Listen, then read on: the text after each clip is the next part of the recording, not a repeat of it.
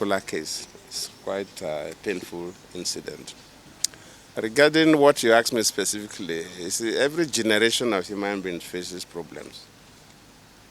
And that generation must find ways of solving that problem. Every government faces some unique problems. The insecurity has been with us. I remember that minute after the Civil War, when I believe some of you were not born, that was the first time we experienced armed robbery from Lagos. From armed robbery, graduated to kidnapping. The first major kidnapping I describe as commercial kidnapping because some money exchanged hands. I think happened 2006 when I was already governor of Bayelsa State. From that commercial kidnapping, I've moved to terrorism in the north, and now some kind of terrorist attacks all over the country. Because when people just come out on the road and spray bullets on innocent people, that's terror attack. You have no reason to attack somebody you don't even know. That's terrorism. And so it's a major problem to the country, and my belief is that federal government working with the state governments must design a different approach.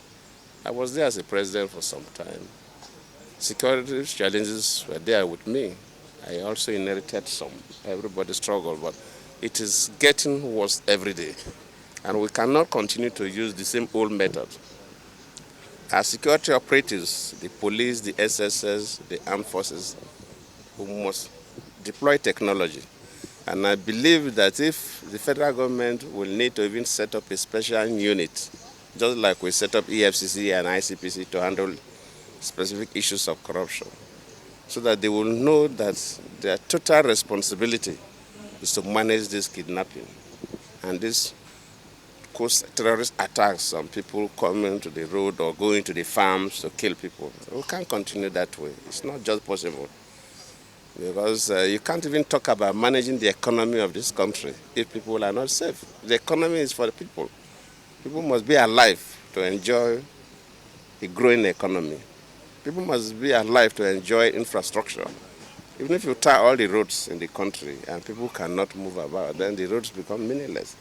So I think the issue of security must be approached from a different dimension. We cannot continue the old way.